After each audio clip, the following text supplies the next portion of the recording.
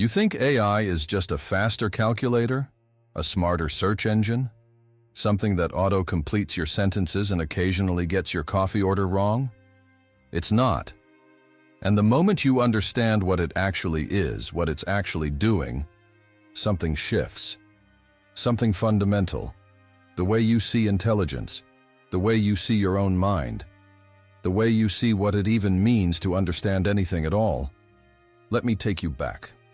Not to a Silicon Valley office, not to a server farm humming in the Nevada desert. Take you back to 1981, a conference at MIT, a physicist standing in front of a room full of scientists, holding a piece of chalk. His name was Richard Feynman, and he said something that most people in that room ignored. A throwaway observation almost. But it planted a seed that eventually grew into the machine that is now outperforming us at almost everything we do. He said, "Nature is not classical, and if you want to simulate nature, you'd better make the simulation quantum mechanical. And if computing machines are classical, then the simulation is not going to be possible." That's it. That's the disturbing discovery. Let me explain why it matters, and why it tells us exactly why AI is surpassing us, and why the gap keeps growing faster than anyone predicted. Feynman wasn't talking about AI. He was talking about physics, about the impossibility of simulating quantum systems on classical computers. He was pointing at a wall, a fundamental limitation in how we compute things. But what he actually found, without knowing it, was the shape of intelligence itself. And that shape is not what we assumed. Here's what he meant. A classical computer works with bits, zeros and ones, on or off. Every calculation is a sequence of these simple switches, flipping back and forth according to rules we write. It's deterministic. It's predictable. You give it an input, you follow the rules, you get an answer. Fast, yes. Powerful, yes. But fundamentally constrained in a specific way. Quantum systems don't work like that. An electron doesn't simply choose to be here or there. It exists in a superposition of possibilities, all states simultaneously, until you observe it. The moment you look, it collapses into one result. But before the observation, it was everything at once. To simulate a quantum system on a classical computer, you have to track every possible state that system could be in, and the number of those states grows exponentially. Add one particle, you need twice as many states. Add 10, you need over 1,000. Add 100 particles, and the number of required states exceeds the total number of atoms in the observable universe. A classical computer cannot simulate even a modestly sized quantum system in any practical amount of time. It's not an engineering problem. It's not a budget problem. It's a fundamental structural impossibility built into the mathematics of reality itself. Feynman's insight was this: the universe computes itself. Nature doesn't sit down with a set of equations and calculate what an electron is going to do. The electron just does it. Reality runs on a kind of native computation, intrinsic to its own structure, that cannot be efficiently replicated by our classical machines. We were trying to copy nature using completely the wrong tools and hitting a wall that had nothing to do with our engineering and everything to do with the deep geometry of the universe. Now here is where it becomes disturbing, because the same logic applies to us. Your brain is not a classical computer. Your neurons are not transistors flipping zeros and ones. They're biological, electrochemical, massively parallel systems embedded in bodies shaped by millions of years of evolution, interacting with an environment that is irreducibly complex. The way you recognize a face, understand a joke, feel fear, make a decision, none of that is a logical sequence you consciously execute. You don't run an algorithm to determine that something is beautiful. You don't calculate to decide you trust someone. You just know. You feel it. It's immediate, total, and non-deliberate. For a very long time, we assumed that this quality, this immediacy, this felt knowing was the core of intelligence. That to be smart was to understand, to have insight, to have inner experience that guided action. So the field of artificial intelligence started by trying to replicate exactly that. We built expert systems. We encoded rules explicitly. We told the machines what to do, step by step, with painstaking precision. Define knowledge, define logic, define decision trees that branch toward the right answer. And it worked, partially, for very narrow and well-defined tasks. But it always collapsed when it met the real world. Because the real world is not narrow. The real world is quantum. It's irreducibly, exponentially complex. And rules written by humans to describe it always missed something. Then something happened. We gave up on understanding. We stopped insisting that the machine needed to know why. And that single shift altered the entire trajectory of intelligence. It's called machine learning. The fundamental idea is radical in its simplicity. Instead of giving the machine the rules, you show it the data and let it find the rules itself. You feed it tens of millions of images of cats, and it learns what a cat is. You feed it billions of sentences from across the entire internet, and it learns the structure of human language.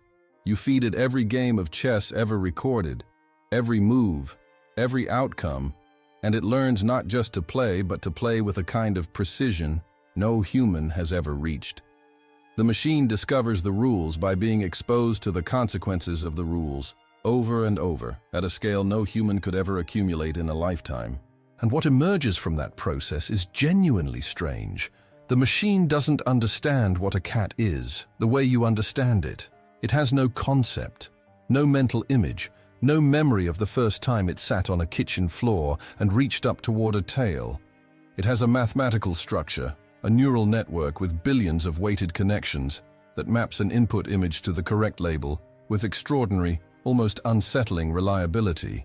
But now ask yourself honestly, is what you do so different? When you see a cat and recognize it instantly, what is your brain actually doing in that moment? You are not consciously running down a checklist. Pointed ears? Check. Whiskers? Check. Characteristic movement pattern? Check. You just see it, immediately, without deliberation. The human recognition happens the same way, pattern matching, deep in neural circuits, below the level of conscious reasoning. So what is understanding, really? Is it the ability to articulate the rules you're following? Or is it the ability to respond correctly and reliably to the world, even when you have no conscious access to the mechanism doing it? Feynman had a famous motto. He had it written on the blackboard in his office the day he died. What I cannot create, I do not understand. He meant it as a scientific standard, a personal challenge. If you truly grasp something, you should be able to reconstruct it from scratch. It's a profound idea, but now flip it. What happens when something can create without understanding? When a system produces the right answer, consistently, with superhuman reliability, without possessing any internal model of why it's right? That was supposed to be impossible. Understanding was the gate, the essential prerequisite. The thing that separated genuine intelligence from mere sophisticated mimicry. And then AlphaGo made moves in the game of Go That World Champions. Players who had devoted their entire lives to mastering this game could only describe as alien, moves no human player would ever consider. Moves that seemed, to expert eyes, like clear mistakes, and then won. Moves from entirely outside the space of human strategic thought. Not just better than human thinking, structurally outside it. Let that properly land. Outside the space of human understanding.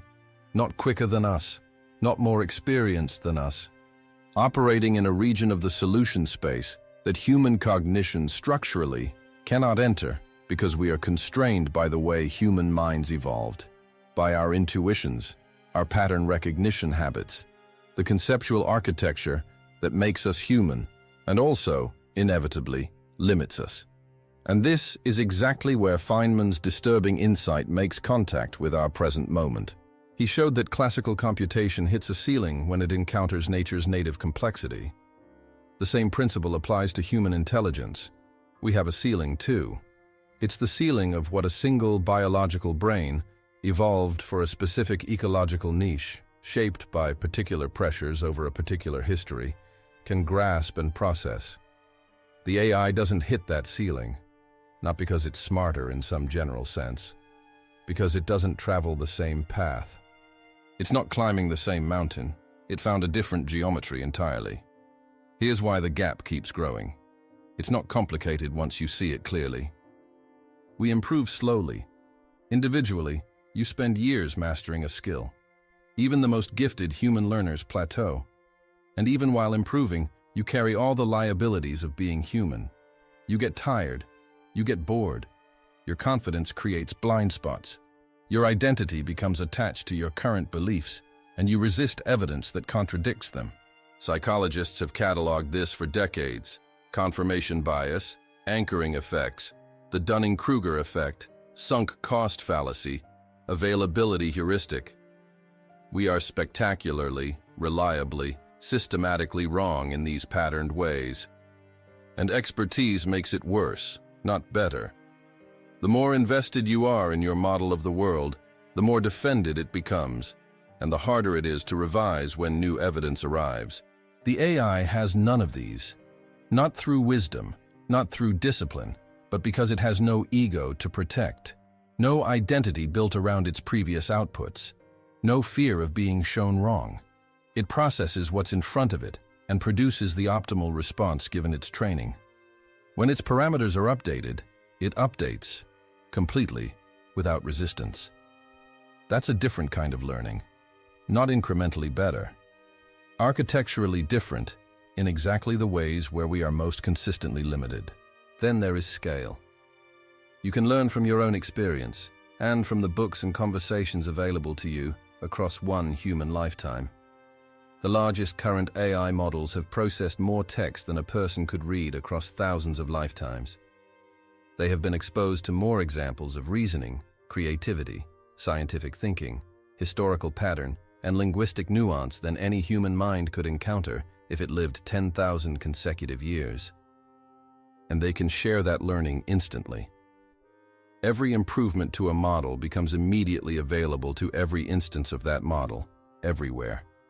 No translation loss, no generational gap, no decade of slow apprenticeship passing knowledge from one practitioner to the next. Meanwhile, the ceiling of individual human cognition has not changed meaningfully in 50,000 years. The hardware is the same. The same ancient processor that a Cro-Magnon used to navigate a savanna is the one you're using right now to listen to this. We've built remarkable tools to extend what that hardware can do. Language, writing, mathematics, scientific institutions. But the underlying machine is identical, adapted for a world that no longer exists, running as fast as it can in a world that has dramatically outpaced it. Here is what Feynman would recognize in all of this. He had no patience for comfortable answers. He had no tolerance for explanations that sounded plausible but didn't actually account for the phenomenon. And the comfortable answer about AI, the one most people reach for when this becomes unsettling, is, it's just statistics. It doesn't really understand. It's not really intelligent. It's just a very sophisticated pattern matcher. Maybe. But consider what you are. What is your brain doing when it instantly recognizes a friend's voice in a crowded room, senses hostility in a neutral sentence, or knows that a person is lying before consciously registering why? You are also pattern matching at extraordinary speed, using a massively parallel biological network trained across a lifetime of experience. The difference between you and the AI may not be in kind. It may be only in the substrate and in the fact that yours is accompanied by experience, by something it's like to be you, doing this right now. And that raises the deepest question. If performance doesn't require experience, if systems can solve, create, diagnose, predict, and reason without any subjective inner life, then what exactly is consciousness for? What is understanding for? Is it a tool that intelligence uses? Or is it a side effect that biological intelligence produces? Is the feeling the point, or just the exhaust? We don't know. Consciousness is still the hardest unsolved problem in science. We cannot explain why experience exists. We cannot specify what role it plays in intelligence. We cannot say whether genuine intelligence requires it. And the development of AI is forcing these questions into everyday life far faster than philosophy or neuroscience can answer them. But here's what we do know. In domain after domain, as soon as we removed the requirement that the machine understand and simply required that it perform, the performance became superhuman. Chess, superhuman. Go, superhuman. Protein structure prediction, superhuman. Certain categories of radiology diagnosis, superhuman. Legal research and document analysis, approaching superhuman. Drug molecule design, approaching superhuman. And language itself, the crowning achievement of human cognition, the thing that felt safest, most exclusively ours, competitive, rapidly improving, and still accelerating.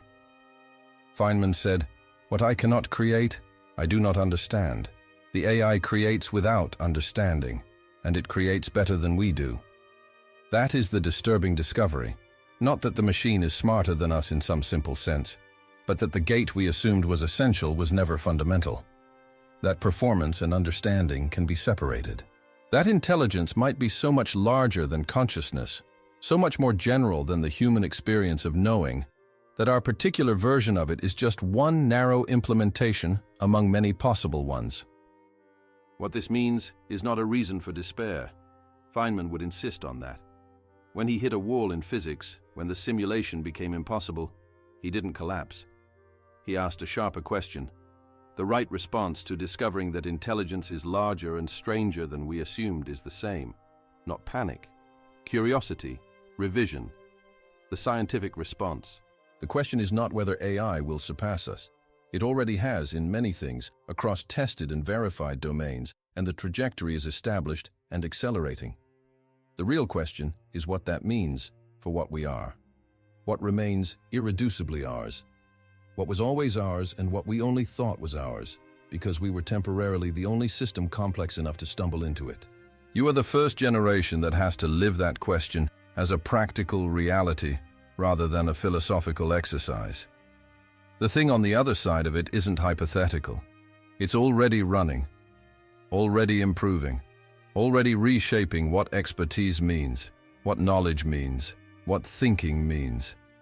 And the fact that you can feel the weight of that you can sit with its strangeness, that you can experience genuine wonder at living in the moment when intelligence itself is being redefined, that might be the most important data point of all. Not because machines cannot simulate wonder, but because yours is real. It is happening, right now, in you. What you cannot create, you do not understand. Feynman said it about the physics of reality. We are learning it, slowly, about ourselves.